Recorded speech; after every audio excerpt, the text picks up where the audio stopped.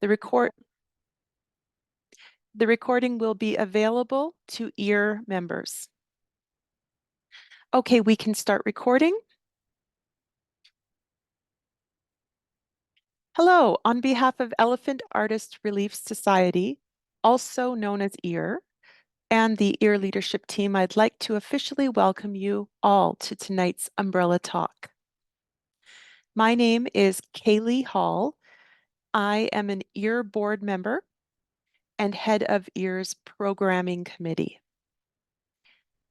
For tonight's Umbrella Talk, we welcome Taylor Poitras and Morgan Possberg from Calgary Arts Development to speak about grant writing and Indigenous opportunities. But first, I'd like to begin tonight's event in the spirit of respect, reciprocity, and truth by honoring and acknowledging Mohkinstsis and the traditional Treaty 7 territory and oral practices of the Blackfoot Confederacy, including the Siksika, Kainai, Pikanai, as well as the Ayaksi Nakota and Tsuut'ina nations. EAR acknowledges that this territory is also cherished by the Métis Nation of Alberta, Region 3, within the historical Northwest Métis homeland. We celebrate all nations, Indigenous and non, who honor this land. We are grateful to engage in an honest and eager process of reconciliation. We are all treaty people. Tonight's event is part of EAR's ongoing series called Umbrella Talks, which offer presentations for artists of all disciplines. This year, EAR's Umbrella Talks are supported by the Rosa Foundation. But first, a little bit about EAR.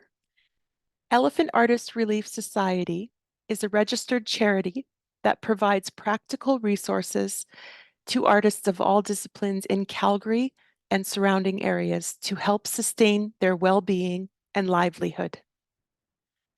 This year, EAR celebrates 17 years of service to the arts community. EAR provides emergency financial relief funding to artists who are experiencing a medical or financial crisis, professional development workshops such as this one, a twice-monthly online artist meetup group on Facebook called Studio E, a wide variety of community resource information on Facebook, and our website and access to group health insurance benefits. As a charitable organization, we rely on grants, but also largely on donors, memberships, and fundraising to do much of what we do. You can help us by raising awareness about EAR, and if you can, consider becoming a member or donating online. 100% of every donation is allocated to providing emergency relief for artists in need. Another way you can support EAR is by purchasing a yearly EAR membership. Memberships support our administration and programming, like the event you're watching now.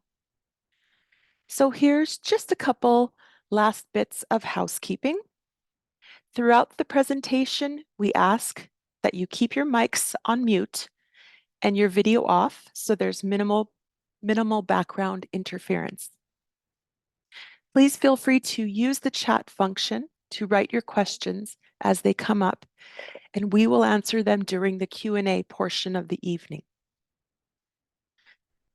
There will be a 5-minute break this evening. Then we will go straight from the presentation to the Q&A. When we get there, we will drop a link in the chat to a feedback form for you to fill out. We really appreciate any time you can devote to filling out the questionnaire because your feedback means a lot to us, and it helps us plan future programming that is responsive to your wants and needs. During the Q&A portion, we'll address as many of your questions as we can until we end tonight at 9 p.m. So now, without further ado, I would like to introduce Taylor Poitras and Morgan Possberg.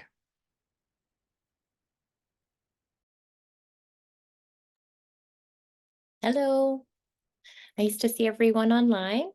My name is Taylor Poitras. My pronouns are she, her, and I work on the community investment team at CADA.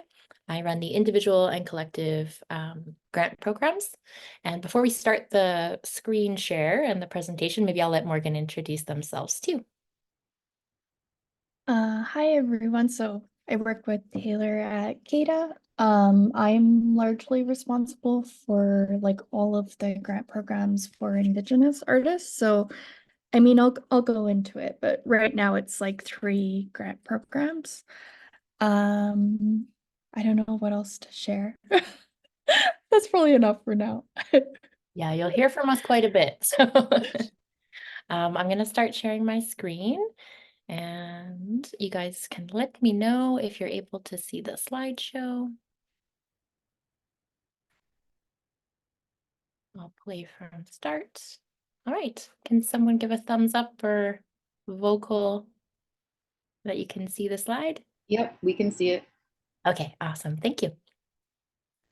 All right, so I don't know how long this presentation portion will be. This is Morgan and I's first time presenting together about these grant programs, but we love to talk, so I imagine it'll be a good 45 minutes to an hour is my loose guess.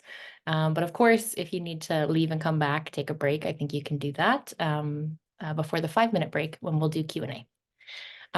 So to start off, welcome. Calgary Arts Development is the City of Calgary's municipal arts funder. So I'll do an intro, but I'll start by saying first that these slides will be shared with EAR and their team. So maybe they can pass on the actual slides and any kind of resources that we mention. We'll provide a document that has links to all the resources that we talk about. That way you can just kind of sit back and relax and listen. You don't have to take screenshots or, you know, write furiously. Of course, you're welcome to, but we'll provide the slides afterwards. So don't worry. All right. So for those of you who might not be familiar with Calgary Arts Development, we're commonly referred to as CADA for short. And we're the City of Calgary's designated arts development and municipal granting organization. So while we do a lot of different work, our primary activity is granting. We're mandated by the City of Calgary to steward public taxpayer dollars for the public good and for the benefit of all Calgarians.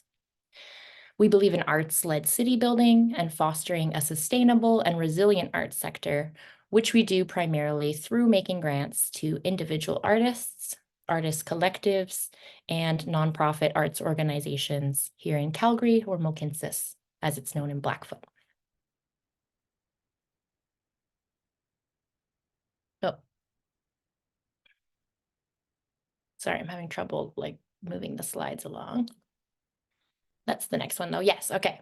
So before Morgan and I dive into granting, we wanted to briefly go over some of the other departments at CADA to help highlight some of the work that they do and what they also have to offer to artists. So the communications team does a lot. The classifieds are a free classified listing service. So you can go on our website and look at the classifieds and you can search for specific opportunities or share if you have something to post. It could be job calls, volunteer opportunities, fundraising, calls for submission, calls to artists, residencies, mentorship opportunities, auditions, and more. Another great feature is our What's On in Calgary. So that's a free event listing service. So anyone in the community can log on, go to the What's On in Calgary page, which is linked on our website, and you can search for local events happening in Calgary and surrounding area. It has the option to filter by like discipline if you're looking for theater or music, for example. You can look for free events or family-friendly events. And if you have an event that you want to share, you can submit it and we'll share it through our event listing. We have a weekly newsletter. This is a really great way to hear about any of our programs or updates when we're offering info sessions or other types of announcements. So you can sign up for our newsletter on our website anytime. I think it's at the bottom in a red bar right now. And that's a great way to stay tuned with what's going on at CADA.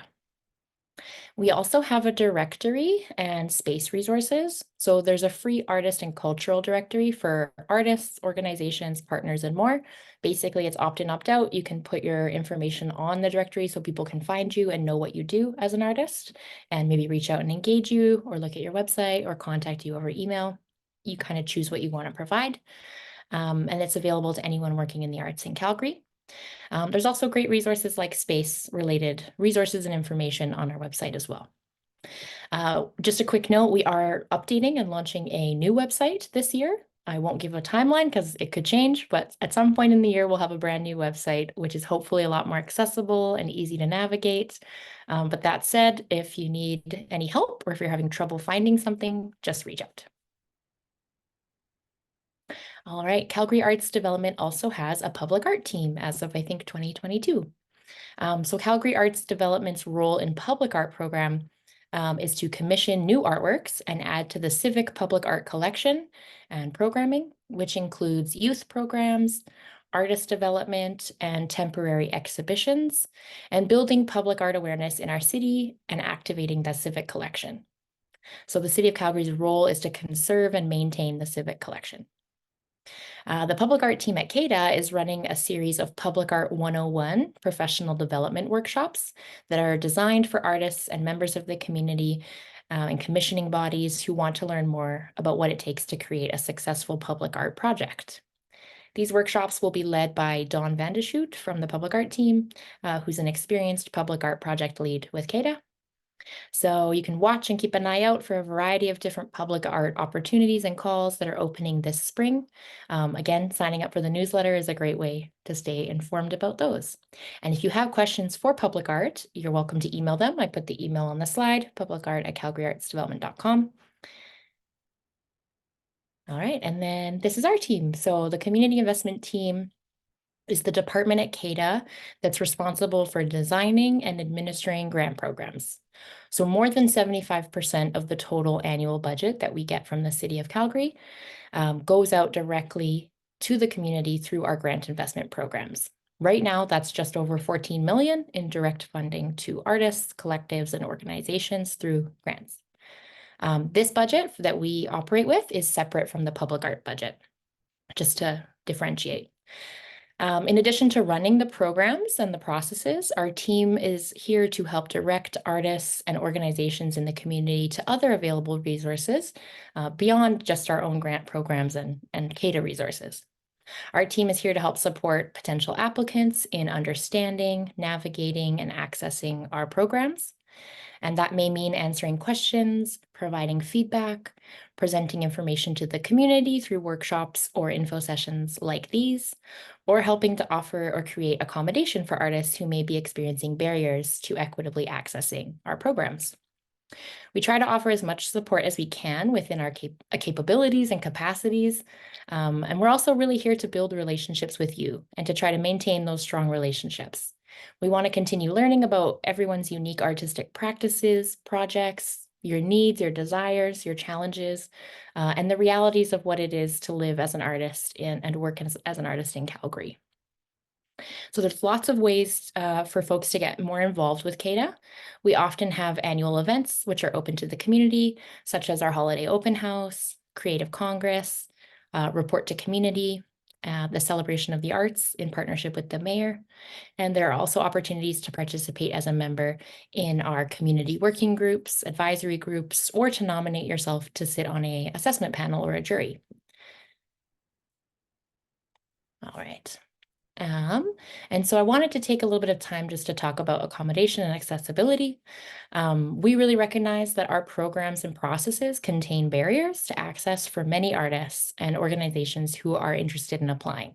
For example, our programs are typically written in English and shared online, and they usually require applicants to submit written applications or reports in English and online. That alone creates, barriers like language, or linguistic barriers, communication barriers, cultural and technological barriers, just to name a few. So in recognizing those barriers that exist, we are available to help provide support or develop accommodation that suits your unique abilities or situation.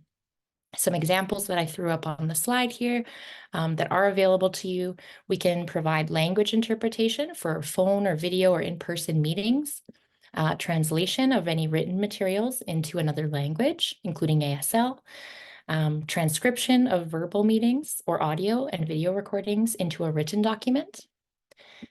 We also provide the option to do like a verbal video or audio application. So if you're applying to one of our grant programs and you'd actually prefer to submit an audio or video recording of yourself answering the questions and talking about your proposed project, for example, you can do that. We'll help you if you don't have access to those things. Our staff can help record your responses using online platforms like Zoom, where you can come directly into the office and we can support you, and with uploading it as well to the form.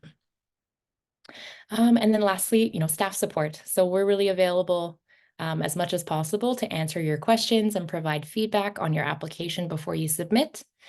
Just remember to reach out early so that we can provide the best support possible.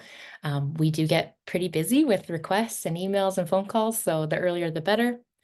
We can typically only guarantee feedback or a response on an application up to 10 business days before the program deadline. So earlier the better. We also try to host information sessions and drop-in Q&A sessions for many of our programs. So we encourage you to attend those as well. It's a great way to hear what questions other artists are asking, and we can support many artists at once rather than individual meetings. But we'll try to do whatever is needed for you. Oh yeah, I kind of am ad-libbing here, but we're available to support you in whatever way you prefer. So it could be a phone call, could be, if you just have a quick question, something over email. We can meet on Zoom or Microsoft Teams. And we can also meet at the office at CADA, which is downtown. Or even sometimes if we have the time and space, we can come to a coffee shop or somewhere closer to where you are located and have a chat that way. For some of our programs, we're also able to offer feedback from the assessment committee after the process has ended, but that will always depend on the volume of applications that we get to the program and on the team's capacity and time. And all of that said, we do recognize that our program staff may not always have the skills or capacity to fully support all applicant needs, especially applicants who may identify as deaf or hard of hearing, having a cognitive, developmental, or physical disability, living with mental illness, facing language, geographic, or cultural barriers, or if you're facing technological barriers related to limited internet access or computer access, or even proficiency with, online tools. So if you're an applicant that experiences any of those barriers or other types that may not be acknowledged here, and that makes it difficult for you to access or apply to our programs, you may actually want to seek out one-to-one support with an individual or somebody outside of CADA who has the ability to support more directly over a longer period of time. So if that is something that you need or would benefit from, CADA may be able to pay that external person who is supporting you for the hours that they assist. So it's called application assistance. And we have maximum amounts that we're able to provide financially towards that kind of support. There's a policy that outlines this support in more detail, but basically you can choose someone like a friend or a family member, maybe another artist in the community that you know, or a professional service provider to help with things like reviewing guidelines and deciding if you want to apply, or actually preparing and submitting your grant application. Or say you receive funding, maybe accepting that funding and filling out, a contract or an agreement, or preparing and submitting a final report when you're done a project. So basically this type of application assistance can be available at any part of the process.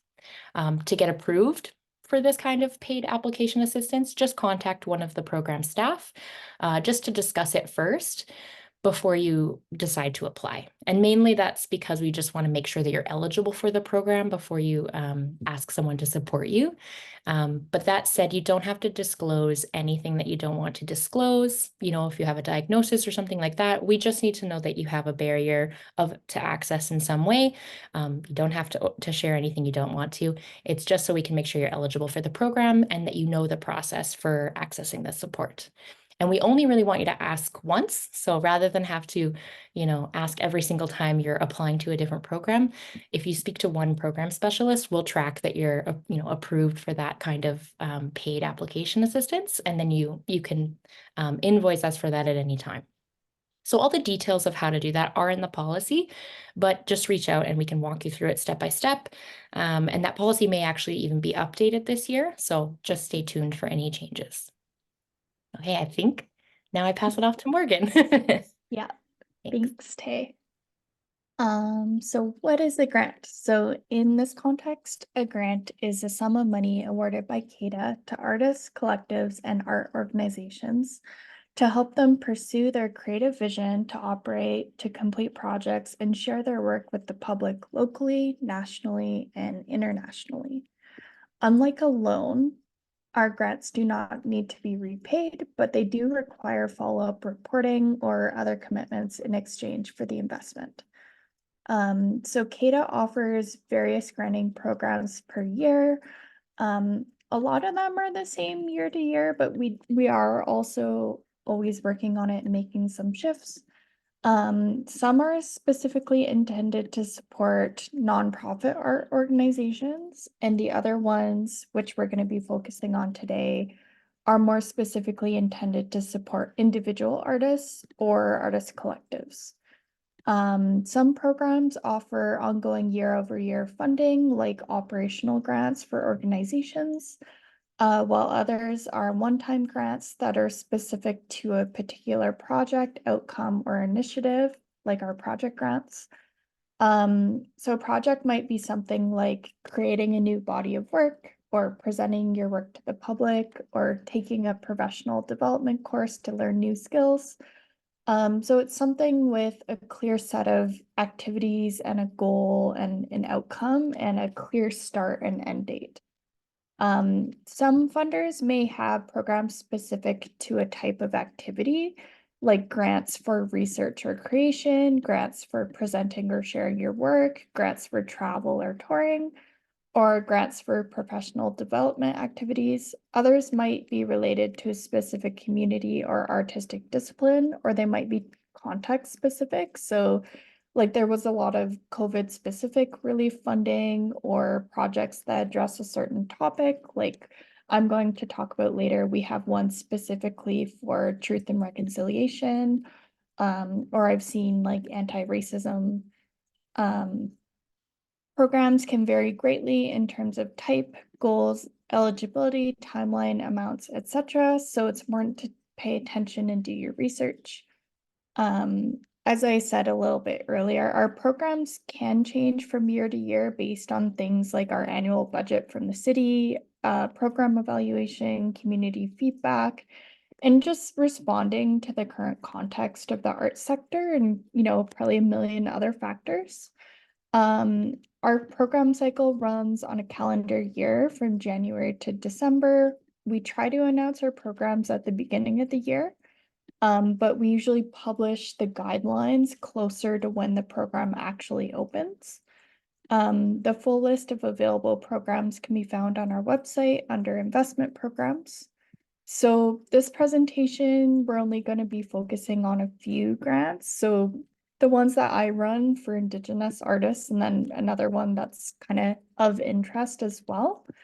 But know that we do have other ones that we're not going to be focusing on today. As for taxes, so it's also important to consider the tax implications of receiving a grant.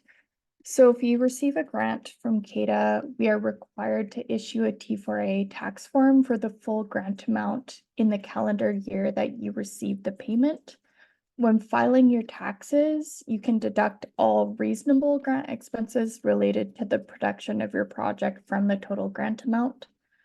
In order to show the amounts of the grant that were spent on materials, rentals, paying other artists, etc., you must track all your expenses, keep your receipts and contracts, and have written proof of payment to artists. Like if you were subcontracting a part of it to somebody else or somebody was helping you and you paid them, so that you can properly deduct these expenses.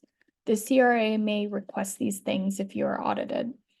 This does not include your own artist fee, which is considered taxable income. Other expenses such as subsistence or living expenses related to your primary residence and expenses which can be reimbursed typically cannot be deducted either.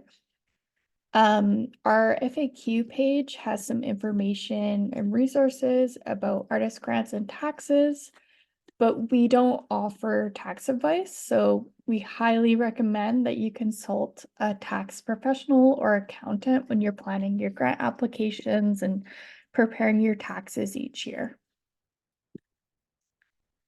So how are grants assessed? Most of our programs are peer assessed, although there's two I'm going to talk about later in the presentation that work a little bit differently.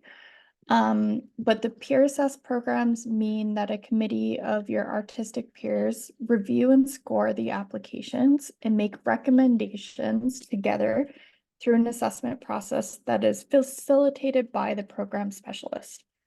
Our programs are multidisciplinary, meaning applications from all disciplines are assessed together by a committee made up of a variety of disciplines and experience.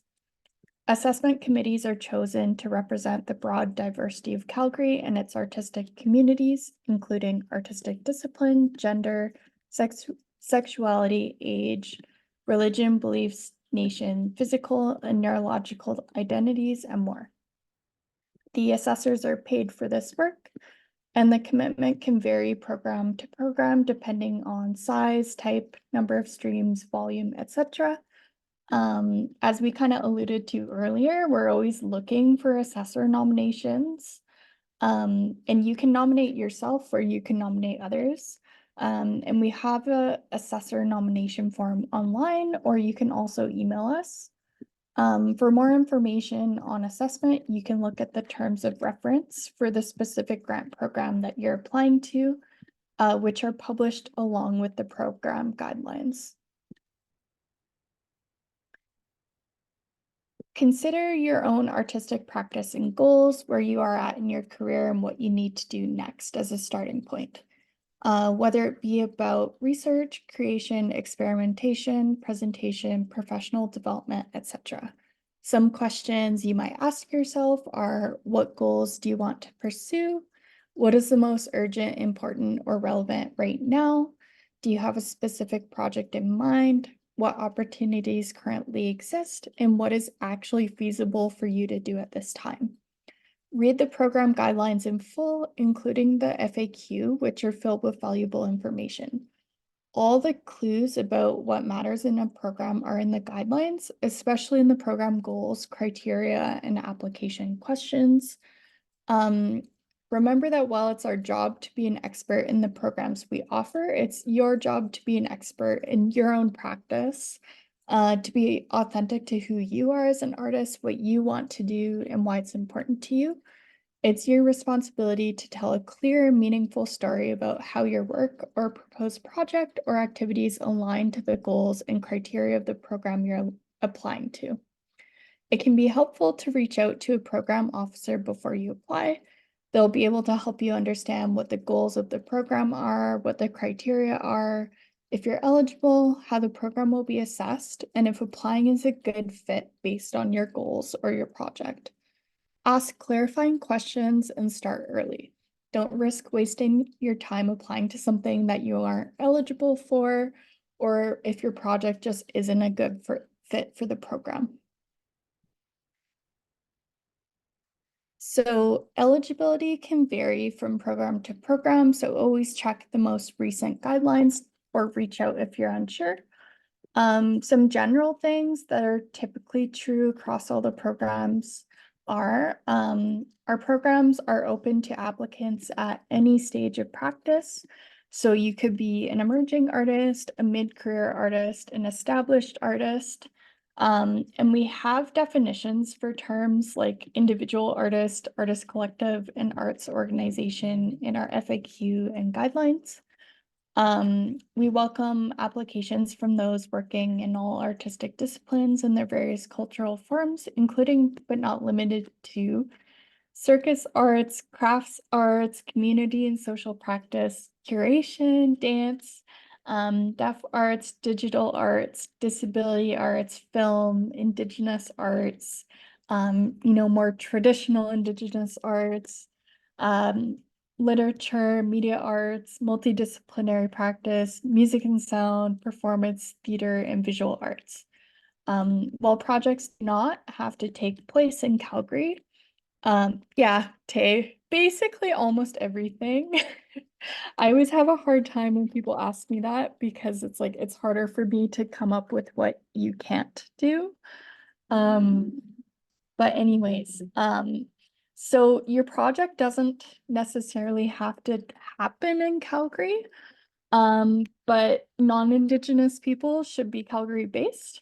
We will also accept applications from Treaty 7 Nation members living within Treaty 7 if they can demonstrate a connection to Calgary or communities in Mohkinstsis.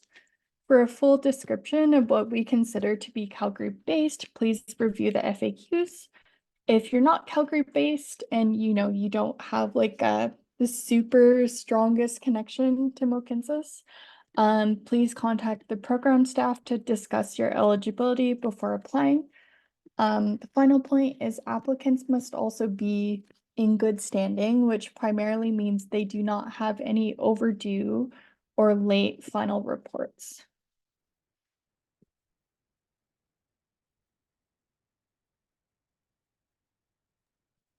Oh, it's my turn. Okay. Thanks, Morgan. All right, so the first grant program that we're going to talk about specifically is one that I tend to lead, but I usually get support from the team as well. But I'm the primary contact if you ever have questions about the project grant. The project grant program for individuals and collectives is intended to provide one-time project funding to artists and collectives in Calgary working in any discipline. So applicants may apply to this program for one project or one distinct phase of a larger project. So maybe you have, a big film project that's a feature film. It's going to take 2 years. You don't necessarily have to apply for the entire thing in one go. You'll probably phase it out. So you can always separate and plan your project in phases and then apply to different grants for different phases. Projects in this program is quite broad. Your project might include research, creation or development of work, production, pre-production, production, post-production activities, experimentation, professional development. So we've said that word a lot. That's basically any kind of learning or skill development. So it could be mentorships, courses, classes, trainings, residencies, things like that. It could be a project that's really geared towards presenting your work to a public. So depending on your discipline, that might be an exhibition, a performance, a tour, a release, a published piece of work. And it can also involve things like marketing and promotion of your work or distribution of your work. So the list is quite endless, but as we mentioned earlier, our project should basically have a clear start date and end date with a specific set of activities and a goal that kind of ties it together. So we're not looking for folks to, apply for creation of a new website and making new work and a show and a residency just because you can fit it in the budget. Really, you should be applying with something that is kind of a clear-cut project. There might be multiple activities within it. For example, if you're applying to record an album, you might include the writing, the studio time to record, mixing, mastering. Like there could be different elements, but it's all kind of connected to one project. If you're ever unsure, just reach out. And be clear about the phases so that it's really obvious what it is that you're applying for and what the CADA grant will be going towards. Okay, this is kind of a summary of this program. So this year, individual artists can request up to 20,000 towards a project, and artist collectives may request up to 25,000. This has gone up by 5,000 compared to last year. And that's primarily in recognition of inflation and how expensive everything is these days, and has become over the past few years. So we've increased that maximum request amount, but as you can see, the keyword is up to. So your project may not need 20 or 25,000, but if it does, you are able to ask for up to that amount. The total amount of funding that we have available this year through this program is 2.5 million. So that's how much we'll be giving out. And that's $500,000 more than last year. Last year, our budget for this program was 2 million, which is also partially why we increased the amount folks could ask for, is because we have more money. So it doesn't affect the success rate too much. The program will open in mid-March. So in a couple weeks, you'll be able to log on and see the full guidelines, and then be able to actually open and start an application. The deadline to apply is May 1st. I think that's a Wednesday, May 1st, 2024, 4:30 p.m. Mountain Standard Time. And I'll just emphasize that. A lot of funders do have like midnight deadlines. We like to make ours at 4:30 in the middle of the week so that our staff are available for any last minute, technical issues or questions. We'll do our best to get back to you that day if there's ever issues, but that's kind of why. So we don't want to be working till midnight. We want to be available in the office or online to be able to support artists. Notifications. So those will go out, aka the results. If you got the grant or not, you will find out in late August. That's about a 4-month timeline. It takes a few months to fully evaluate and discuss and decide on this program. We get a lot of applications, so we need that much time. So the notifications will be late August. If you are successfully awarded funding, then we send you an agreement, you sign and return it and send it back, and then we start distributing the funds in September of 2024, but it can take some time depending how quickly people return their agreements. Activities that are funded through this program have to be complete by the end of next year. So that's December 31st, 2025. So it gives you a lot of time to undertake or complete your project. But it is important to note that if you need to know if you got the grant before you do the work, your project should probably start after September of this year, because that's when you'll know if you got the grant, and that's kind of when you'll probably get the funding. So if you are dependent on the grant, I would try to plan your timeline for after September this year, anytime to the end of 2025. That said, if there's something in the summer or coming up that you are going to do no matter what, and the grant would just be nice to have, and you're able to risk not getting it, if it happens in, say, between May and August, that's okay. Your activities can happen while you're waiting for the results. They just can't be fully complete before May 1st, which is the application deadline. We can't fund something that's fully retroactive. It can already be underway and it can wrap up after May 1st, but you just want to kind of see what is feasible for your situation. So if it's going to happen no matter what, and you're okay to, fund it out of pocket in the meantime and risk potentially not getting the grant, go for it. But we just want to make sure artists aren't banking on grants that are not guaranteed. So be smart about your project planning and, what is feasible for you in terms of cash flow and things like that. For context, I think a lot of people like to ask this question, so I thought I'd throw it out. Last year, this program received 509 eligible applications, requesting just over 7 million, and we were able to support 163 of those 509, to a total of just over 2 million out of the 7 million. So that just gives you an idea of what we're usually able to fund. The volume has increased year over year. So in 2021 and 2022, we got 300 applications. In 2020, it was probably only about 160. So the volume has been growing exponentially, but our fund and pool available has also increased. So just to give you a sense, the success rate for this program and some other programs usually varies between 25% and 40%. Some programs are higher, but I would say like on average, the project grant probably funds about 30% of the applications we get. Just if you're wanting to, I mean, that could change. I have no idea how many we're going to get this year, but that gives a little bit of an idea. Something that's important to know about the grants that you're applying for is what are the criteria? In other words, what are you being evaluated and scored on? And how do we make decisions about who gets the grants? So these are the 3 criteria for this program. I'll kind of give a little bit of a description about each, but all the information will be in the guidelines a lot more explicitly. So the first criteria or consideration is artistic impact. So that is really looking at whether or not you as the applicant have shown a clear and in-depth understanding of your artistic practice, what your artistic goals are for this project, and what success will mean for you. So yeah, I'll pause there. I won't go into too much detail because I don't want to talk forever, but if you have questions about any of these, reach out. We can kind of help you to unpack what is helpful to talk about in your application. The second criteria is community connection. So this one is really looking at if you, as an applicant, have shown a clear and in-depth understanding of the relationships or the communities that are connected to your project.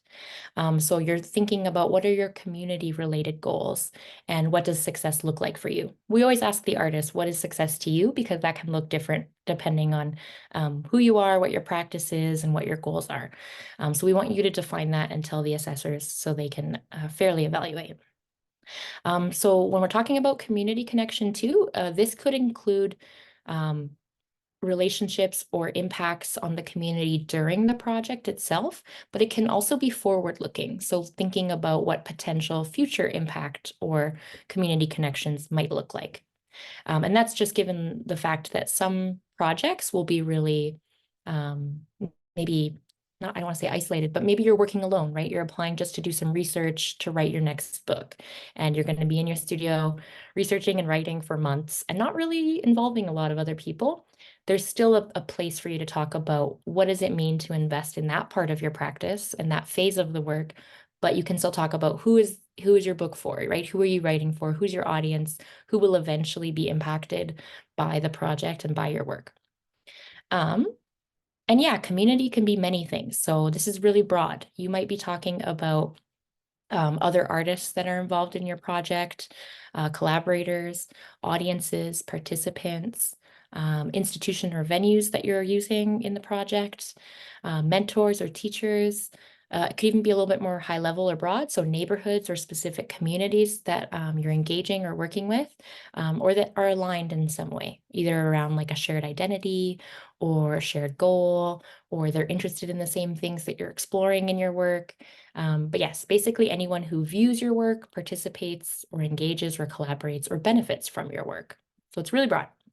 But a lot of people have questions about that one, so I spent a little more time there.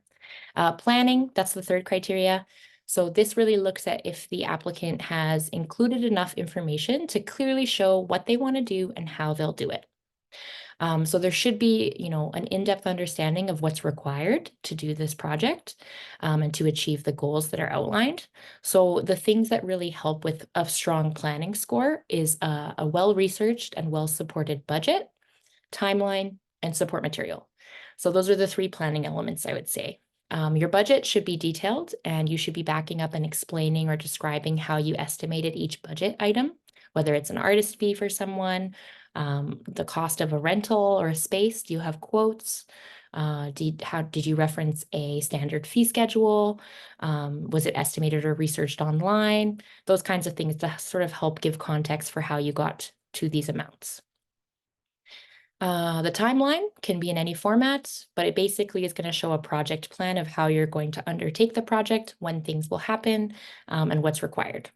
So that can be in any format, but just as much detail as possible is usually good for a timeline. And then support material is anything that's going to really back up your application. So your support material could be examples of your work. It could be letters of support. It could be resumes, bios, or CVs of other artists that are involved that you're working with. It could be confirmation letters. So say you applied to a residency and you got in, maybe the letter that confirms that. It could be quotes, like I said, or research or things that kind of help support the planning pieces of your application. There's lots of different ideas or examples of support material. It could be an excerpt from the script you're writing, a synopsis of the film you're planning, things that will help the assessment committee understand you as an artist better, or your project that you're proposing, or the relationships and the impacts on other people involved and who else is involved. And basically, the committee of other artists that will be reading these applications are going to be rating the level to which they agree or disagree with each of these criteria. So we have a rating system that's outlined in the guidelines. Every criteria is rated or weighted, I should say, weighted equally. So, their artistic impact isn't worth more than planning. They're all even. But yeah, I think I'm blabbering on, so I'll pause there. The guidelines will have more detail and reach out if you have questions about that program. The second one I'm going to talk about is the Artist Development Microgrant. And this program provides one-time funding, just like the project grant, to individuals and collectives in Calgary working in any discipline. But this program is a little bit more specific. So it's really looking to provide support for activities related to professional development. So trainings, courses, workshops, mentorships, residencies, etc., or business development activities. And so business development activities kind of means things that are not about creating work or sharing your work publicly, but more about that under the hood aspect of your practice. So maybe it's about creating a professional website that you can more easily gain access to other opportunities or share your work. So it could be about creating or redesigning a professional website, working on like documenting your work professionally. So maybe making a portfolio or a reel, something that you can easily share. So it could be about branding. It could be about marketing and promotion. So if the work is already made, it could be just to invest some dollars into outreach, marketing, promotion, publicity. It could be taking courses or learning around the business side of your practice. So maybe you want to engage a lawyer to like work on creating solid contracts for whenever you're engaged by someone, right? To make sure that you have a good understanding of how to do your taxes as an artist. So it could be some of the types of learning that are more around the business of being an artist and an entrepreneur, as opposed to learning skills or artistic aspects. So there's kind of those two streams that are available. We have been running this program for about 2 years, and we've really been piloting it and experimenting with it each year. And we've realized that the volume and the appetite for this program is really high, and it's very competitive, and it takes a lot of work to run. So we're taking a bit of a pause for the first part of this year, just to kind of look into other ways to assess this program. We're specifically actually researching into pilot a lottery process this year. So the intention of a lottery process is to, or maybe even partial lottery, we don't know what it will look like, but is to streamline the administration of the program for staff and for applicants and for assessors. Just because it is a micro grant. So we don't want it to be so onerous when it's only up to $5,000 to support activities. And we're hoping that by piloting this lottery process or this new process, we'll hopefully be able to offer it more than once a year in the future. So stay tuned. We're going to do a lot of research and then pilot it in the fall. We'll probably announce the guidelines. Actually, that's the next slide, timeline. We'll probably open the program and publish the guidelines in August, and then the deadline will be sometime in October, and you'll find out the results quite quickly. So in November, that's the goal, is to make it a quicker turnaround. And then funds will be distributed starting in November and even through to the beginning of the next year, depending on when the project happens or your activity occurs. So stay tuned for that. The pool, I think, will be $500,000 this year, and I think the maximum request amount will still be $5,000, but it's all TBD. Things could change, but that's a bit of an overview into that program. And then I think, yeah, the next slides are for Morgan, so I'll pass it over. Thanks, Taylor. So I'm going to be talking about 3 grant programs, which are available to First Nation, Métis, and Inuit artists, collectives, and First Nation, Métis, and Inuit led and centered organizations only. You can go to the next slide, Tay. So the first of those and the largest one that I run is called the Original Peoples Investment Program, which has been running for a number of years now. And the purpose of that is to support the preservation and revitalization of First Nation, Métis, and Inuit art through art-based projects that are supported and validated by First Nation, Métis, and Inuit artists, community elders, and knowledge keepers. With this program and all of them, we recognize and support both traditional and contemporary Indigenous artists and art practices. So this one is very similar to the project grant that Taylor was just talking about in terms of what applicants can apply for. So projects can include research, creation, development, production, presentation, or dissemination of artistic work. It could include professional, business, or artistic career development projects, experimentation or development of new or adapted approaches to your making your work. It could include collaboration with other artists, kind of like we get a lot of people who apply because they want to just like make new work to sell at markets. It's really a wide variety of the kinds of projects that this supports, like anything from, very contemporary artists who are making work that's being shown in like galleries like the Glenbow or Contemporary Calgary. And then, as I said, we also get applications from people who are wanting instead, they're more into the market scene. Or we get a lot of applications from people who they want, support and resources to make a set of regalia, because they're really big into like the powwow scene, or like filmmakers making film projects, or performers who, they might be like having an upcoming performance they're practicing for. Or another example of the kinds of projects that often get funded is people who want to learn a traditional skill or art form. So we funded a lot of those kind of projects, and it's like we'll fund almost any kind of thing that's relevant to your project. So it's like, we've funded people to fly back to their home community. So they got their flight paid for, they got their hotel and their food paid for. They got an artist fee, so it was like paying for their time. And then they also paid the elder, the knowledge keeper that they were learning from, and also covered, things to do with protocol or feasts or, tobacco and stuff like that. That's all completely good with this program, and it's actually good with all of our programs. With the project grant, those kind of expenses work as well. Okay. You can go to the next slide, Tay.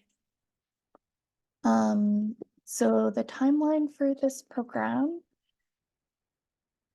is, so the program opens July 3rd. The deadline is September 18th. You'll hear the news about if you got it or not in late November. If you did get it, you'll get your funds December or January. And your project should be completed by July 31st. It says 2024, but so for this one, it's similar to the project grant as well, where you can request up to $20,000 as an individual artist, $25,000 as a collective. And the difference between this one and the project grant in terms of this kind of eligibility is that Indigenous-led and centered art organizations can also apply. They do have to have like a conversation with me first, so it's kind of a relational process. We talk and see, if it really is Indigenous led and centered, and making sure who's making the decisions really are the Indigenous people in the organization. And they do not, for this program, they do not have to be registered nonprofits. So it could be more grassroots community groups, just so long as they're operating similarly to organizations in terms of like level of commitment, etc.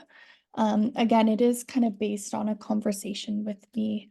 So if you're a part of anything like that and you think you might be eligible or you're thinking of applying for this one, then get in touch with me kind of sooner rather than later so that we have time to really talk and learn about what you're doing. So I do not yet have the guidelines for this one up on the website yet, because it doesn't open until the fall. But they should be up on the website a little bit before July 3rd, so maybe towards the end of June. And I'll be doing info sessions in like late summer, early fall. The scoring criteria is the same as the project grant that Taylor just presented, so I won't go over that a second time, but those will also be in the guidelines as well when those are up on the website. So the next program that I have available, which is open right now for you to apply to, is the Indigenous Artist Microgrant. So the intention behind this one is to support First Nation, Métis, and Inuit artists living and working in the Treaty 7 region for activities and expenses related to the preservation of Indigenous culture and tradition. Preservation and revitalization. So eligible proposals could include projects related to crafting and creating regalia, or traditional methods and forms. That's a little bit vague, but I'll give you, a few more examples. So actually the ones I gave earlier would still work. So it's, if people are wanting to learn a traditional skill from an elder or knowledge keeper, even if that's not located in Treaty 7, like if you have to travel somewhere else to do that, that's still eligible. We do often fund the most common project with this grant is probably like people who need like beads and materials for making regalia. We have funded projects that were more towards like storytelling, or gathering stories from elders. We've funded because storytelling is traditional art form for sure. So if you have an idea that's like traditional but it's a little bit different, or a little bit more unusual, just get in touch with me and we can have a conversation. Because there's usually a way to frame it, so that it might work for the grant, or even if it doesn't work together, we might be able to find something else that would work. So that's what I would just say for all of the programs I run is if you have any questions or you just kind of like you have a bunch of ideas, but you're not really sure which is the right one or what one you want to go with, then please get in touch and we can sit down and figure it out together. So the full guidelines for this one are on our website right now. And those were developed with our Indigenous Advisory Committee. So that's a part of the process of how this one works, which I'll talk about if you go to the next slide, Taylor. Thank you. So this one, it's a different process than the other grants we've been talking about. It's a really like informal relational process. So that's why I said, please reach out if you want to discuss your project. With this one, you send your application to me to my email address, which it's going to be on the last slide, but it's also on our website. If you go to any of the pages for these 3 programs for Indigenous artists, my email is all over those pages. So as for the Indigenous advisory that I very quickly talked about in the last one, that's kind of the assessment process for this grant. So what happens is, you and I have a conversation, you submit your application to me. I'll read it over and I'll let you know if there's anything that I need more clarity on, or if there's anything that's ineligible or anything that you should make shifts on.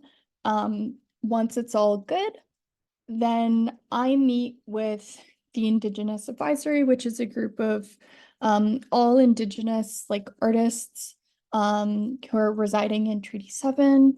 I meet with them about every month, but you know how it is, like sometimes it doesn't quite go, or other months we might meet more often. But usually about every month.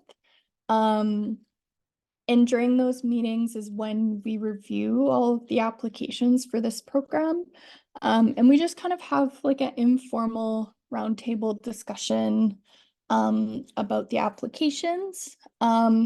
We don't have as formal of a criteria as we do for the other programs, but what is kind of leading that discussion are, if they think that your project meets the program goal of preserving and maintaining and revitalizing Indigenous culture and tradition, if they think it's relevant and meaningful to your artistic practice, um, if you've appropriately sought the rights or been given the form and have a clear relationship with the community where this piece of culture is coming from.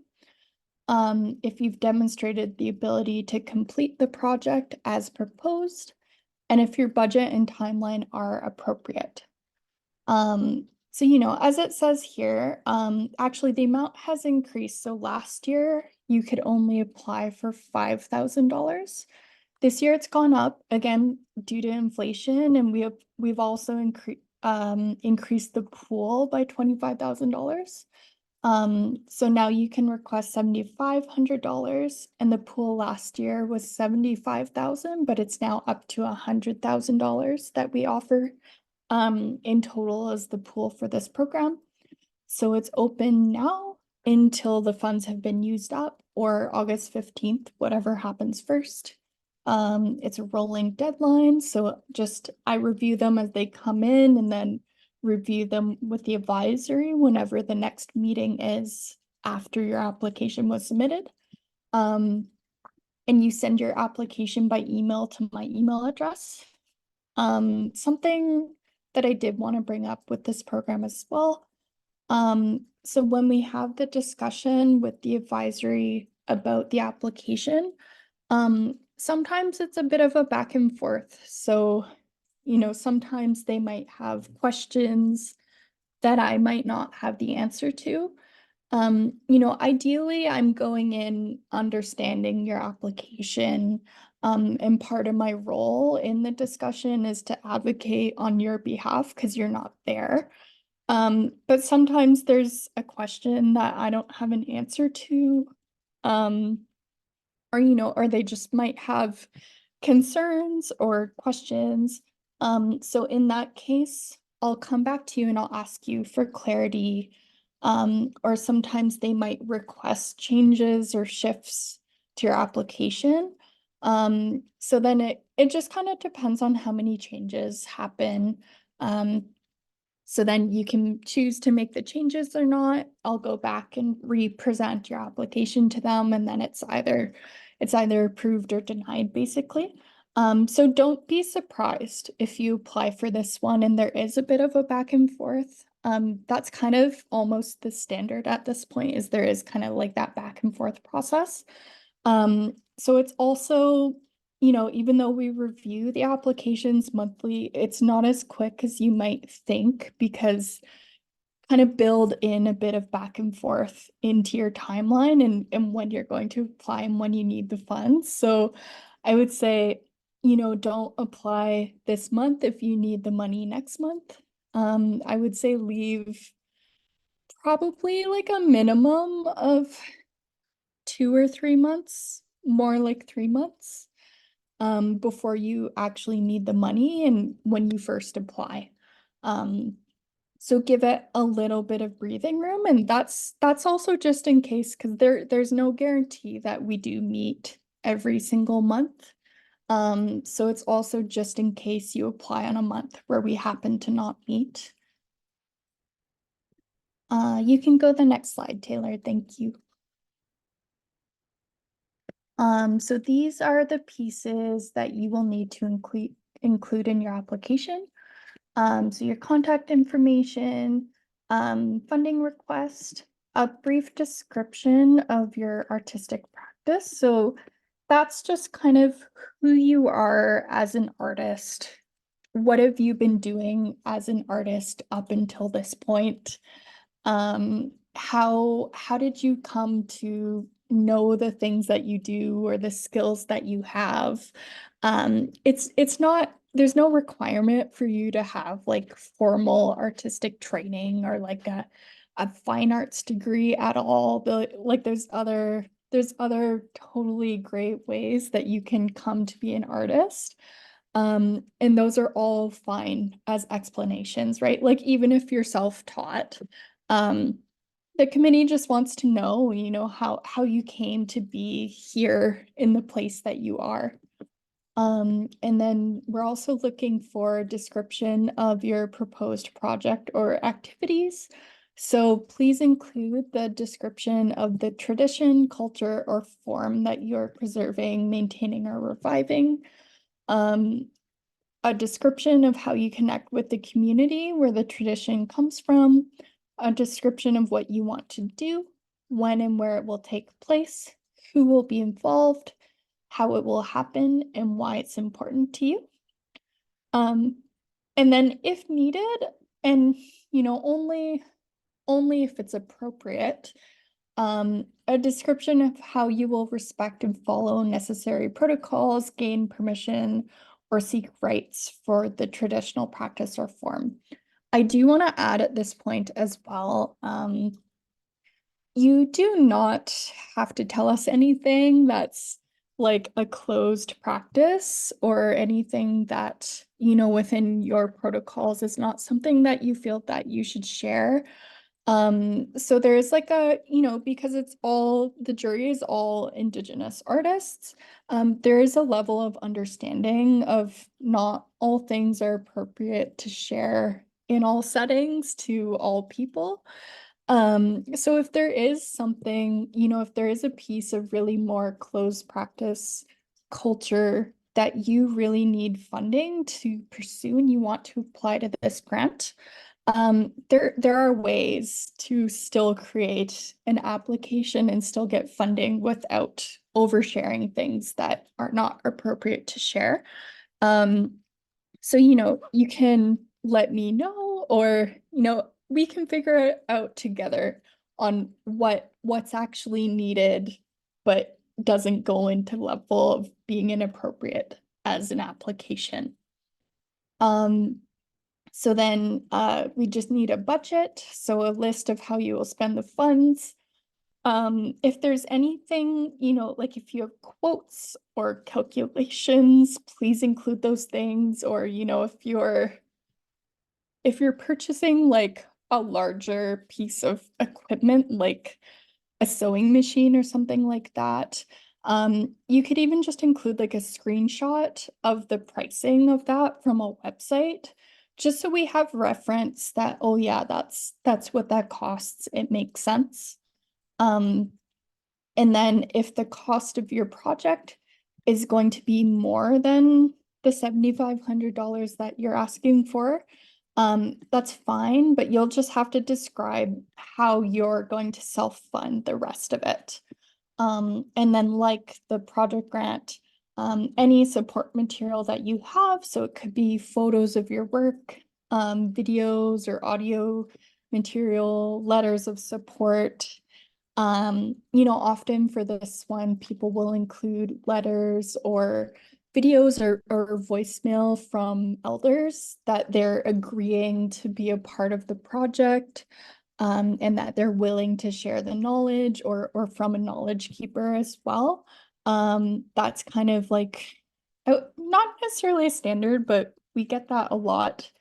And that is one of the things that I think the jury is kind of looking for now. Okay. So the next one that I have that is open to apply for right now is the Honoring the Children grant, which also has no deadline. And this one also works a little bit differently. So for this one, it does not go through to the Indigenous Advisory, and there is no committee that's reviewing it. The applications are just reviewed by me, and then Sable Sweetgrass, who's our Director of Engagement and Reconciliation. And then Alan Rosales, who's our Community Investment Manager. So we just mutually review the applications. There's no deadline, and the total pool is $75,000. If you look on our website, you'll notice that there aren't guidelines, and the page has a little bit less information than our other grant program pages. That's just because of, to be respectful to the kind of grant and the kind of stories that are being told here. So the purpose of this one is to support projects that are responding to honoring or in memory of the loss of life, culture, ceremony, and language due to the residential school system. So the history of this one is in 2021, we had made a statement that we were designating this money to support artistic projects in memory of the children found at the Kamloops Residential School. Since that time, there's been more unmarked graves found. So we've continued to have this pool of money available every year since then, and we're offering it this year and probably next year too, although I can't fully commit, but so this program it's ongoing, there's no deadline. And the process and the requirements are all just through a relationship and a conversation between you and me. So reach out via email, and we'll have a conversation, and together that's how we decide what should be in your application. Just because, there's lots of things that aren't necessarily appropriate to share, or you might not want to share, or it's a sensitive subject. So we really didn't want to just have this checklist for you to check off. So we'll just have a conversation and we'll figure it out. It's not going to be anything surprising. Like it's probably also going to be like a budget. Who are you? What is it that you're doing? Those kinds of things. And this one, it's also open to individuals, collectives, and Indigenous-led and centered art organizations. Sorry, Taylor. So for artist statements, which I kind of brought up a little bit, or I think for the other grant, it's like a description of your practice, but it's the same thing as an artist statement. So artist statement is basically an introduction to you and your artistic practice. They shouldn't be overly long or difficult to understand. It's not like a manifesto, or it's not even like, it's not a paper, it's not a poem, it's not a manifesto. It's just like a concise and helpful overview of your artistic practice. It should demonstrate who you are, what you value, what kind of work you make, what your processes are, how do you make things, and why is it important to you? So these are helpful questions to ask yourself as you work on this. Your artist statement's probably going to change over time as you and your practice do, and you might have multiple different kinds depending on different contexts. So the one that you would submit to a gallery show is probably going to look different than the one that you might submit with a grant application. And there might be different things that you might want to highlight. It shouldn't be about a specific project or body of work, but more so your overall practice, your overall goals, the things that you're broadly interested in. So this is where you have the opportunity to tell assessors what you value as an artist and what is important to you in your work. This introduction provides the most significant context for how they understand the rest of your application. So if you're applying for a project grant, they're going to be looking at how the project aligns with what you've told them in your artist statement about your goals and values. and how it fits into your overall practice. So an artistic CV, or artistic resume or curriculum vitae, they're all quite similar, is a clear list of experiences relevant to your artistic practice. There's many formats for resumes and CVs. Some are discipline specific. For the purposes of our program, simplicity and readability are more important than fancy formatting. Typically a date list format from most recent to least recent activities split into categories is the most common.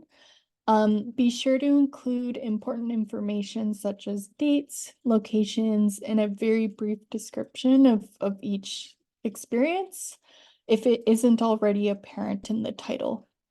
Many artists have their resumes available on their websites, which may be a helpful way to see the various ways they can be formatted, particularly for different disciplines. So you know the kinds of categories of things that they might include could be their education, their training, workshops, residencies, the works they've produced, commissions they've done, awards and grants, past solo or group performances or exhibitions, publications or engagements, media, bibliography, professional affiliations, etc.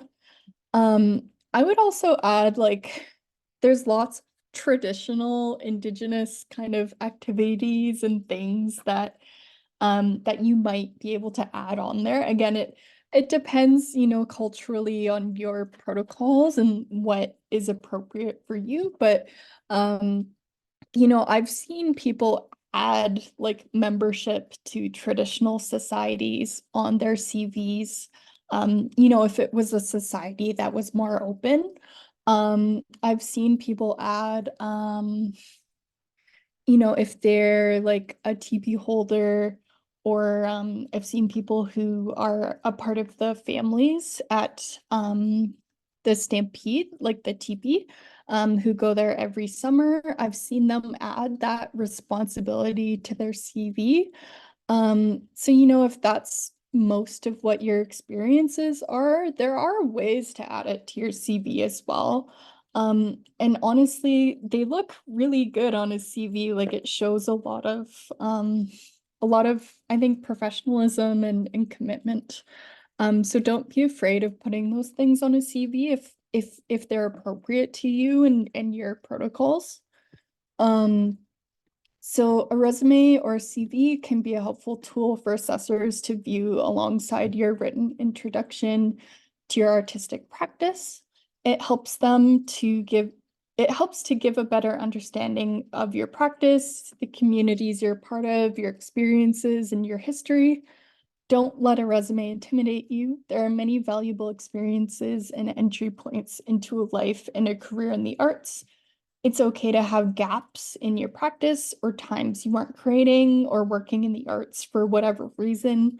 It doesn't have to only include professional experiences. You can include anything that helps people understand how you got there. Sometimes people will add a little bio or a blurb at the beginning to help add some context, and that works too.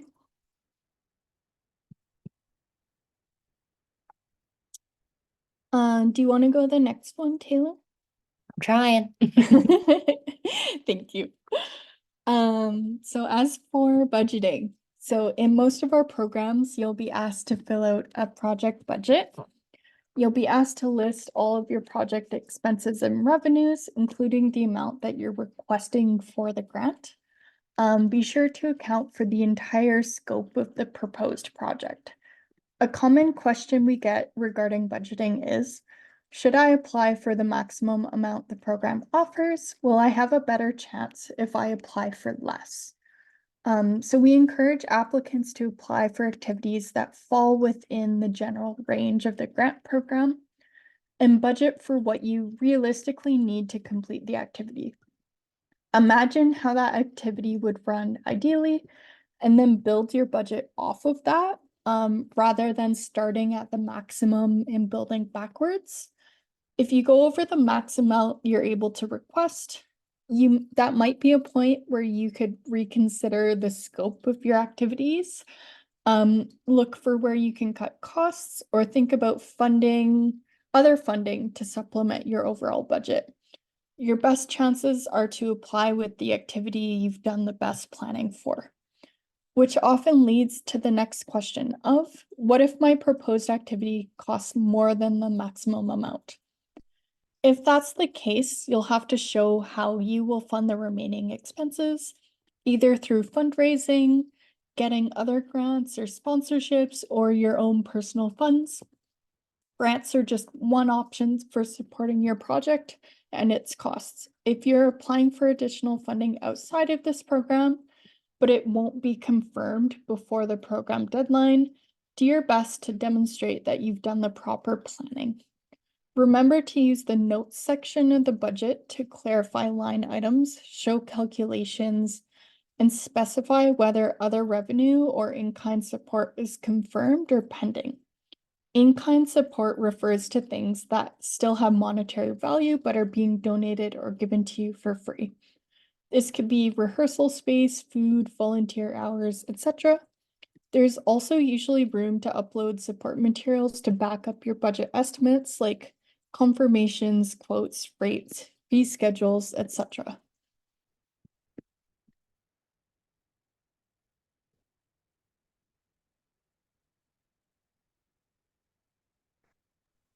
All right, thanks, Morgan. I feel like I made you talk way more. This is basically the last slide before we give you our contact information. So we just wanted to close out today's presentation with some general grant tips. So just remember that you're not expected to be everything to everyone, and your application won't benefit from trying to write or represent yourself in a way that you think assessors want to hear or what they want to see. We want you to be authentic and speak the way that you speak and share what you want to share. So using plain language rather than academic language, or what's sometimes called art speak, is often a lot more clear and concise. Plain language is great. You have a disciplinary, diverse jury. So if you can speak in a way that everyone can understand what you want to do and why it's important and kind of understand your grant easily, that's going to be the best. So try to avoid jargon or technical language that might be specific to your discipline. Just remembering that the committee may come from various disciplines or perspectives and have different experiences and varying levels of understanding about your specific practice or your the fields that you work in. There'll always be someone, at least one person, who works in the same discipline and has some of that knowledge, but it's helpful to kind of define terms if you can't avoid using that type of jargon. Don't assume that folks will understand your practice. If you're speaking about something that is unique to your discipline or practice, I already said this, but basically define it. If it is something you can't avoid, just including a little description or even in your support material, if you want to even have like a very mini glossary to like expand on maybe a concept or a specific type of equipment that's commonly used, or just like that little bit of knowledge that could be helpful, you can include it there. Assessors really appreciate being able to easily read and understand an application, especially because they're reading a lot of them. So don't make it hard for them to know what the heck you're talking about. It can be really tempting sometimes when you're writing a grant and proposing a project to paint like a perfect rosy picture of your practice, but in reality, having a really appreciative sense of like what challenges you experience or what barriers you might face within your work. That can actually really help demonstrate and show the committee that you have a clear awareness of the challenges and what your practice requires. It shows that you have, knowledge and capacity to take on those challenges, right? So, for example, I'll give more of a specific example. Say you're doing a project, and for the first time, you're going to be, doing some of the editing, but you have zero experience in, editing a film or something, it could look good on your application to be aware that you don't have a lot of experience there yet, and maybe bring on a mentor or someone who's going to be supporting you in that aspect of the work. That really shows an awareness of your gaps or your challenges or where you still need to grow, but you have like the support and you've thought about the best way to kind of address that challenge. Do your research. So make sure that you can back up what you're stating in your application. We've talked a lot about that, just really kind of demonstrating where numbers are coming from, who's who. Like if you're saying you're paying these different roles in a budget, who's doing each role? What does that role include? Make sure you've kind of outlined those things in your grant somewhere. Equipment, I also agree. We used to have a cap on how much you could request for equipment, like purchasing equipment. It used to be up to 2,500. We removed the cap this year as a bit of an experiment. It doesn't mean ask for a ton of equipment and you'll fill your budget with that. But if there is an essential piece of equipment for you to do a project or to really do it well, or to do it, faster, or yeah, just a better quality, you make the case for it and really talk about the specific equipment that you need, why that equipment, what does it allow you to do, and how much does it cost? So be specific where you can be. It's also really helpful to have someone who may not be familiar with your discipline or your practice or your work read over your application before you apply. The questions that they ask might help uncover some gaps or assumptions that you're making in the story that you're telling in your grant. It can also be helpful to have someone who is really well-versed in your discipline or your work, who knows your practice well, to kind of look it over as well, point out any gaps or, red flags, because they have the experience in that field, where they've done similar projects. I think more eyes, the better if you have the ability to lean on folks to review your draft. We will also do that for you when it's possible, but our capacity is sometimes a little bit limited with the number of artists seeking support. So if you have other people to look it over, I think that can be really helpful. And then we talk a lot at CADA about how grant writing is basically an act of storytelling. And that, again, does not mean that the application should be, an artistic expression in and of itself, or, you don't need to use fanciful, fantastic, elusive writing that's hard to understand. But your goal is really to paint a full and complete picture of who you are, what you want to do, how you're going to achieve it, and why it's important to you and your communities. So you can think of the whole application as a story together. Your budget should tell the same story as your timeline, as your written questions, as your resume, as your support material. It should all work together to make a really clear picture for assessors. They can close their eyes and understand exactly what it is you want to do, and how you're going to do it and how it's going to have impact. I think that's it. Here's our contact info. So if anyone ever has questions about our programs, you can reach out to Morgan or myself. I also threw in the general phone number and grant email. Oh, it's not, you can't really see it, but grants@calgaryartsdevelopment.com. There's also our website there at the bottom. Our staff work remotely, but sometimes we're in the office, maybe a few days a week. It really depends. But I think email is typically the best way to get a hold of us, or call the line. You can leave voicemails and they do go to our email. So we can always call you back or set up a meeting. But yeah, that's it. I think we'll follow up with the slides and some links later. Thanks so much for listening, and I hope this was helpful. Oh, thank you so much, Taylor and Morgan. That was wonderful.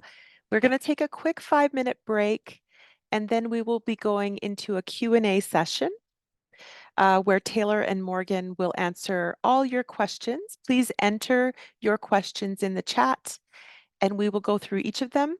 Also, please take a moment to fill out the feedback form for tonight's talk. Your feedback is very important to us, as it helps us develop further programs that you will want and need. So we'll do a 5-minute break, coming back at about 8:35.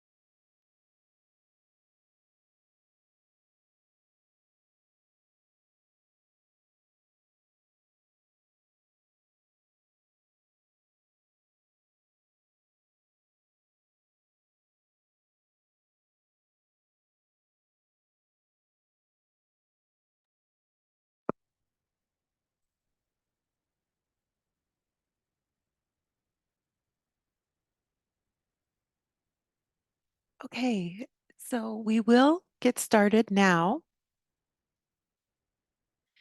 with the Q&A. And I will be reading through the chat and answering the questions as Morgan and Taylor wrote them, then asking our presenters if they have any other information to add. So at the beginning of the presentation, Catherine asked, is this only for Calgary artists? And Morgan replied, the answer is, it depends. Treaty 7 Indigenous artists can apply if they live outside of Calgary. Anything else to add to that answer? Um, I would just say we'll probably say this a lot, but if you have a hesitation or you're not quite sure, just reach out and ask us directly. Because it's gonna be different for every situation. But yeah, generally, if you're Indigenous living somewhere in Treaty 7, you can probably apply to all of our programs. If you're non-Indigenous, you must be living within the confines of Calgary. But I know even that is a little bit difficult to define sometimes as our city is ever growing. So even that, like if you're confused about that, reach out and we'll have a conversation about it. That's my long-winded answer. Okay, thank you, Morgan, thanks. The other question was from Sandra. Is it sort of a first come, first served basis? And Morgan, you replied they're scored by committee, not first come, first serve. Anything else to add? I might just add, and Taylor might actually have a more concise answer than I would, but yeah, like they're all, except for the honoring the children and the Indigenous Artist Microgrant, all those are still not first, like they're still assessed in some sort of way. It's just not through a normal committee process. Yeah. So there is, for all the way our programs work right now, they all have some kind of assessment process to them. So we don't have any kind of first come, first serve programs. But when because all of the applications are scored, and then we have them in a spreadsheet kind of like from the highest scored ones down. So when we fund top down. So it's like from all the high scoring ones down until we run out of money, basically. Taylor, is that a good way to describe that process? Because I've heard you describe it maybe better than that.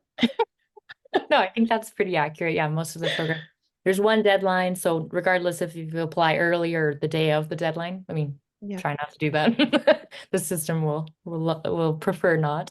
But it doesn't matter when you apply. The deadline is the deadline. Once we get all the applications after that deadline, the staff review, kind of a quick review just to see if they're completed, or eligible. If there's any glaring ineligibility, we'll reach out.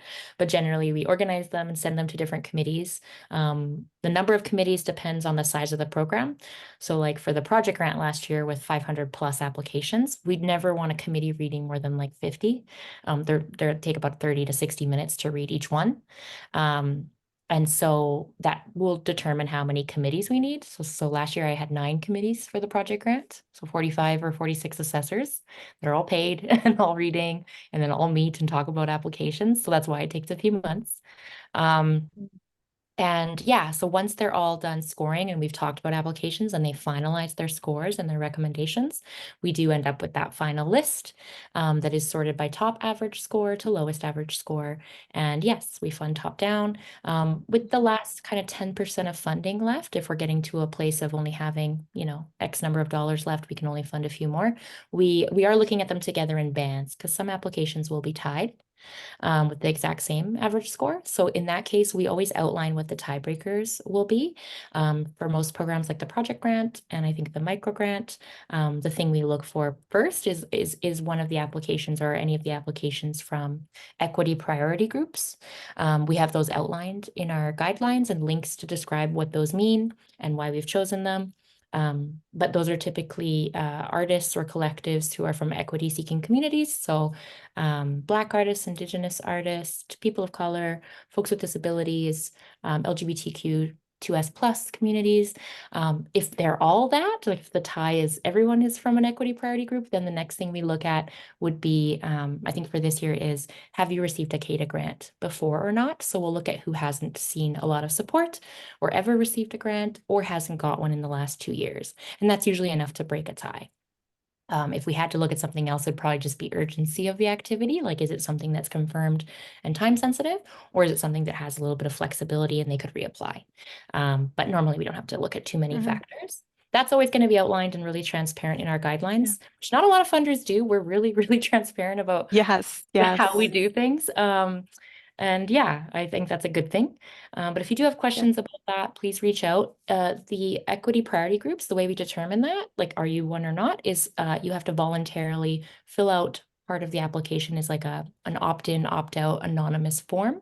So you can say, yes, I'm part of an equity priority group, and you can be as vague or as specific as you like in terms of, elaborating on that. And so we only look at that data. Only staff can look at that data. Assessors do not know or see that tab. But if you fill it out, that means you've opted into that tie-breaking equity measure. If you haven't filled it out, that's okay, but we won't look at it for tiebreaker scenarios. But it's also really valuable data just to gather on aggregate, like on a high level, to see, who are we serving in the community? How is our funding being distributed? Things like that. Are there gaps, et cetera? Yeah, I don't know. I can't even remember what the original question was. That was a very thorough answer, and it's an extremely transparent process. Thank you. Another question from Sandra was about individual grants for literature. She asked, can basic needs be included along with marketing, editorial fees, and social media courses for writers to finish a book? And Taylor, you answered yes, most of our programs will support subsistence costs, ongoing monthly expenses like rent, food, utilities. These are typically requested during longer term periods of creation or development so that artists have the time and space to focus on making work. Okay, I'm going to look down the page in the chat to the next question from Marianne. Hey, oh, sorry, one second. Oh, and this is from Christian. Is it possible for you to give some examples of a successful application? The answer here was we don't share past applications from applicants as we don't have permission to do so. They are confidential. And sometimes we hesitate to share samples because successful applications can vary greatly. There is no one template to follow. There are certainly common attributes to successful applications, which maybe we can talk about more. There are some websites where artists post and share their past successful applications, but they aren't Calgary or CADA specific grants. But it could be helpful. Anything to add there? Yeah, sure. That was my answer. It's something that the team talks about a lot because a lot of folks want templates, and we can certainly understand the desire to have like just a sample grant, right? Especially for folks who are brand new to applying and have never written a grant. It's just nice to be able to see what grants look like. So we've, gone back and forth around, how and if and when we should provide examples, but that was sort of just some of my opinion on when I look at successful grants in like even just one program, they're vast. They're not all same word counts. They take really different approaches to explaining their practices and projects. But there are, I'd say, like some of the common attributes that I was referencing are clarity. Like when you are assured and aware of like what your practice is and you communicate that, regardless of what it is, I think it's like there's a level of readiness that I think people look for in grants. And like if your vision and goal is clear, it usually is apparent, right? I think it can be a little bit obvious sometimes when something has kind of been thrown together or maybe was just tried to fit into a program that maybe wasn't the best fit for what that artist actually wants to do. So yeah, that's one. I think detail, right? A lot of grants only because they're competitive and there's a lot of folks applying and minimal, dollars available. I think it sort of um, ends up requiring a little bit more detail. Like normally we could just take your budget at face value and have a lot of trust in artists. Like we know that artists can do amazing things, and that they're going to do amazing things, even if there's not a lot of detail in a grant.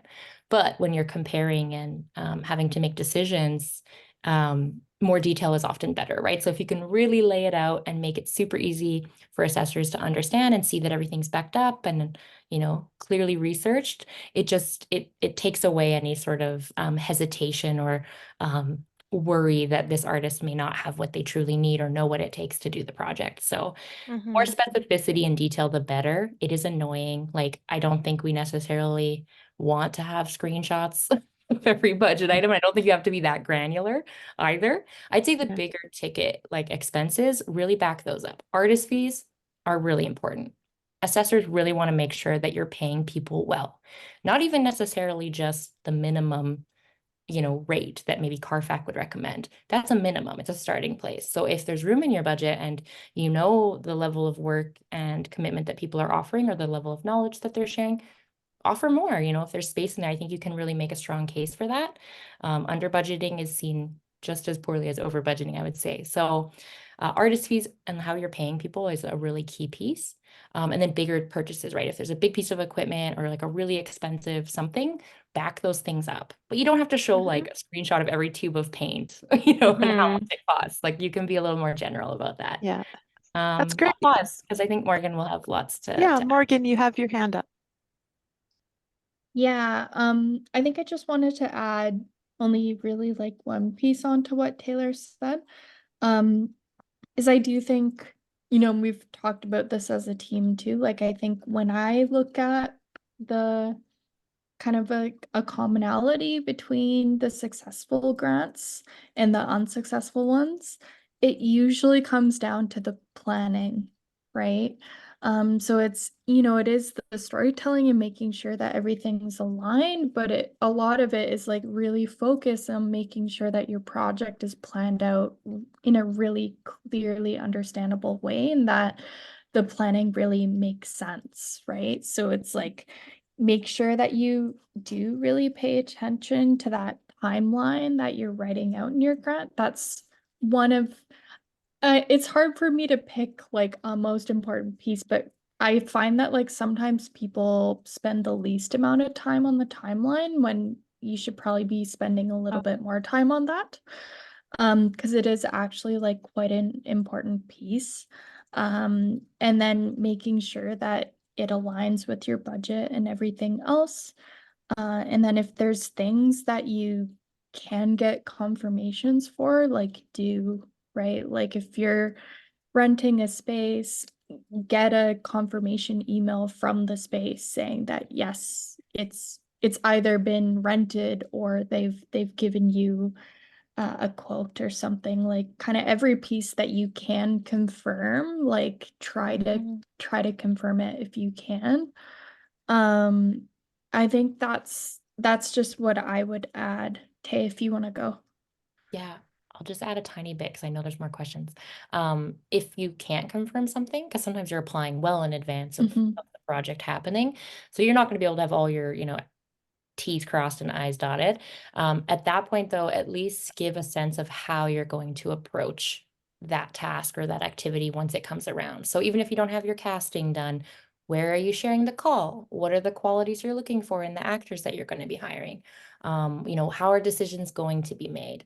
Who are you thinking of? Are you pulling from a personal pool or group of people that you've worked with before? Is it an open call? Like if you can talk about the how and the why for the decisions in your grant, I think that's usually what's lacking. You might say, I'm doing this, this, and this, but assessors want to go, like, they want to know more about, well, how do you know, why is that the best way? How are you going to engage people, right? So you might say, I'm going to work with participants doing X, Y, Z. How are you going to reach them? What is that process going to look like? How will they be supported? Like anywhere you can really bolster like the rationale behind the decisions you're making, I think that will really help too. Excellent. And Morgan also added, or if you can't afford the deposit yet without the grant, that's okay, but include a quote. Wonderful. Great information. And Marianne had a question. If an artist who has exhibited and gone to art school but hasn't practiced in a number of years, but wants to create work or have an exhibition or do research, is this something that would qualify for a project grant or a micro grant or any grant? Yeah. I think we mentioned this briefly, but I'll reiterate just in case it was missed. It's okay to have gaps in your practice. I know some funders may have eligibility rules about having to have been active for a certain number of years or like within a certain time frame. We're very open to artists who maybe have to take a step back or kind of re-emerging into their practice. Maybe they stepped back for health reasons or family life or anything, right? Moving. And that's okay. So you can be re-emerging or emerging period in your practice. And I Yeah. think if the project has to do with making work, sharing work publicly, or doing research, that would be a better fit with the project grant, at least for the two programs I was talking about. The project grant supports those types of activities. Our artist development microgrant is not for making work and it's not for presenting work. It's for professional development and business development activities. So that's learning or like professionalizing and kind of working on those things that will help build a sustainable practice and allow you Mhm. to share and make more work in the future, if that makes sense. Yeah, Mhm. thank you. Another question, can you describe the budget a little more when an artist is taking time to create work instead of working a job? How can we make this work? Yeah. I'm like giving space for more. It's usually about Sure. framing. I would say, here, give me a second to think. I can jump in too if you do want. I would say a lot of the times an artist will say, well, I'm taking time off to do this project. And so they might think the best way to ask for support is to say, like, I would like you to fulfill like the lost wages that I would have made from if I worked a regular job. So sometimes people will accidentally frame it as, normally I make this much a week at my regular day job, but I'm taking time off to do this project, and they put that in. That's not the way to approach it. We would say probably the best way is to ask for subsistence, which, as I mentioned, is kind of like any ongoing monthly expenses that you need support with so that you can fully devote yourself to, a period of work. So usually it's easier to frame a long creation period with subsistence because you can calculate your monthly expenses much more easily. You can prorate them. So if you live with a partner, roommate, friend, whoever, and you only pay half the rent and half the groceries and half the utilities, only ask for half, right? You can kind of adjust the amount. Um, Otherwise, it's artist fees, right? You can pay yourself from a grant in two ways. It's either subsistence support so that you can cover your expenses, or it's an artist fee, which is usually easier to calculate if it's like you're doing an exhibition or, you're on set. Like there's these standard fee schedules or rates or industry norms that you can reference more easily. But subsistence is a lot more easy to calculate if you're like, I'm writing a book or a manuscript over 6 months or a year, or I'm working on a new body of work of 12 new paintings over, this length of time. So just make sure that the number of months that you're asking for subsistence for matches your timeline and the period you're actually going to be devoted to working. If you know you're only working part-time through 6 months, then you can also, again, split your expenses because you're not working full-time on it. Like there's ways to kind of adjust. But anything else Yeah. to add, Jen? Yeah, I think I would just add, and thanks, Tay. For some reason, my brain was just taking like a really long time to process the question. Um, but I think just what I would add too is so when it comes to artist fees and subsistence, I often see people actually under asking, especially with artist fees. Like an artist fee is kind of like a wage for yourself. Like that's kind of how you would calculate it, but don't frame it as a replacement for a wage for a job that you would have done. But you would kind of calculate it like a wage, right? Like you would estimate how many hours you think you're going to be working on the project. kind of come up with like an hourly wage. If you Google, like there, for most artistic mediums, there's kind of like a wage standard or a something you can follow. But if there isn't one for your medium, just come up with something that makes sense. Like I kind of when I'm pressed, I say like 25 an hour or more. But it's really more like what makes sense to you and where you're at. Like I can't really tell you that, but don't go under minimum wage, obviously. So that's how you would kind of calculate it, like that hourly wage times the number of hours you think you're going to be working on the project, and that's your artist fee. But don't under ask. Like people often will put way less than it should be or could be, because they're afraid of asking for too much and they're afraid that the grant won't go through. Um, I would say it's almost the opposite. It's like when committees see that you're like really underpaying yourself or you're asking for way less subsistence, they actually look at that and they're like, oh, like they're not planning good, or like, oh, or like did they really know what it's going to take, or so actually doing the research and asking for what you actually need and not under asking, it shows that you're doing good planning. It's a positive thing. So that's just kind of one thing that I would throw in there as well. um yeah, I think that's my final thought on that one. Thank you. I'm not sure I understand the question here from Catherine. So she said, I think the question is more around the type of projects. For example, an author wanting to research history of something and receive funding for XYZ, or artists wanting to do an art installation in a park and received money for supplies and research. Right. She's asking if those are, it was related to an The earlier previous, question. yeah. Yeah, if those are eligible. So, I mean, Yeah. all of those things are eligible for the project grant for sure. Like it's extremely open for what kind of projects. I mean, so long as they're an artistic project. Yeah, it's like creating, if it was an author wanting to do like a research project, that would be eligible for funding. If you want to create an art installation, that would also be eligible for funding. You can get funding for your supplies and your research. Like there's a lot of different kinds of research. Like you could get funding for like traditional reading books, kind of academic research, so long as it's related to your artistic project. Or if you're framing it more like research, like you're a potter and you're going to spend 6 months like in your studio figuring out new techniques, that's also a kind of research that's also eligible.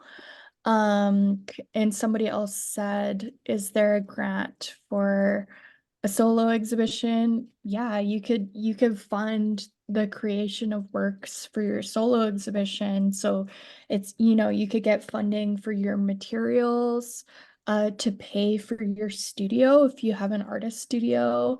You could get funding for those artist fees or your subsistence if you need to just really focus on making the work. You could also get funding if you wanted to print invitations for your exhibition, or if there's any kind of like marketing stuff you want to do for your exhibition.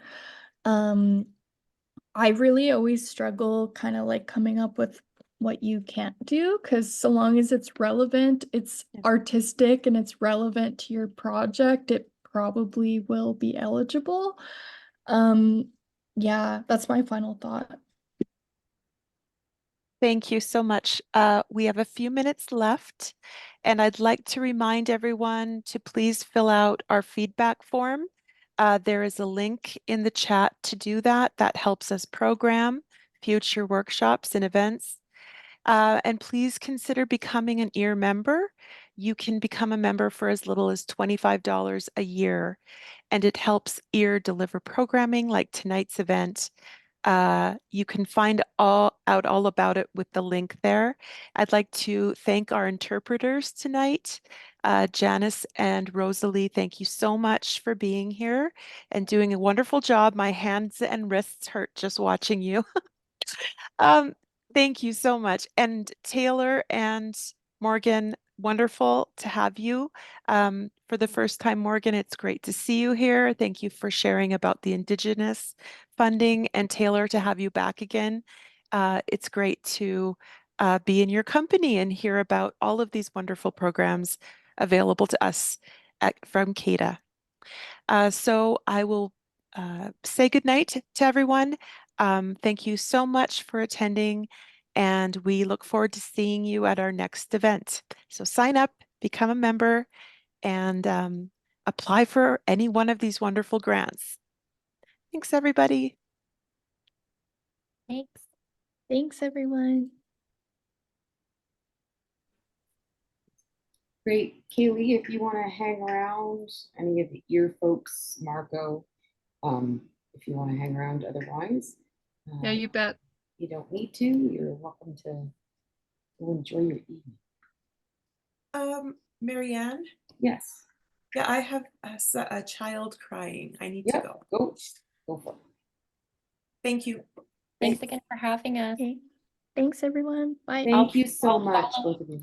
Yeah, and I'll follow up tomorrow sometime with the slides. And I think we can include the speaking notes potentially. Awesome. Okay, Yeah. great. Okay, awesome. Take Thanks. care, everyone. Okay, bye-bye. No, you are. That's enough. What's wrong? Okay, it's just us. How you doing, Margot? Oh, there we go. Wow, that was awesome. I'm so glad that we finally had somebody talking about Indigenous opportunities, or I mean, opportunities for Indigenous artists. That's amazing. Yeah, that did. So you were the one that was wanting that, or Yeah, I was the one who brought up the idea of first of all expanding, like one day it just occurred to me that whenever we do this, it's I mean we have organizations who look at all disciplines, but when the AFA is concerned and